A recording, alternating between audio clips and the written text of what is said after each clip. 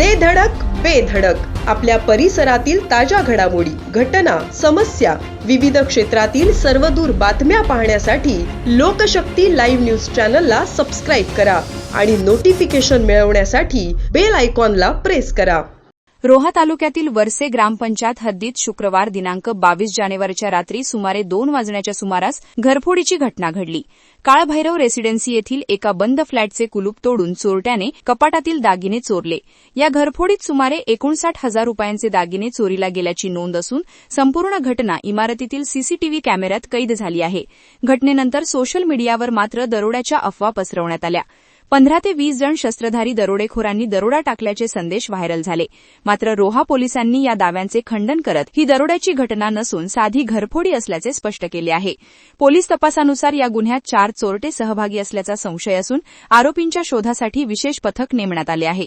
नागरिकांनी अफवांवर विश्वास ठेवू नये असे आवाहन रोहा पोलीस निरीक्षक मारुती पाटील यांनी केले आहे. परवाच्या दिवशी रात्रीच्या वेळेला 4 लोक आली.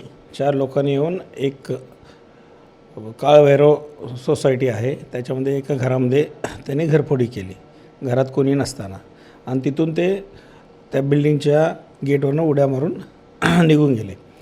आणि असं करत असताना त्यांच्याकडे फक्त एक स्क्रूड्रायव्हर होता आणि एकूण 4 होते जे CCTVमध्ये आलेले आहे, आणि त्याच्यासाठी वेगळी आम्ही टीम केलेली आहे. तपास सुरू आहे. अशी कुठल्याही प्रकारची 10-15 लोकं आली, तलवारी घेऊन आले, ही पूर्ण अफवा आहे.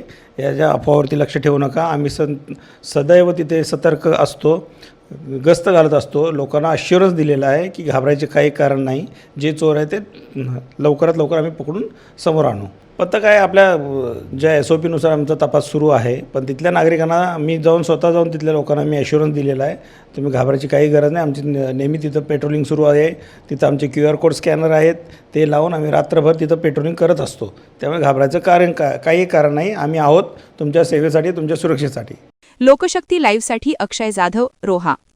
अशाच सच्चाई दर्शवणाऱ्या बातम्या पाहण्यासाठी लोकशक्ती लाईव्ह न्यूज चॅनलला लाईक करा, शेअर करा आणि सबस्क्राईब करा.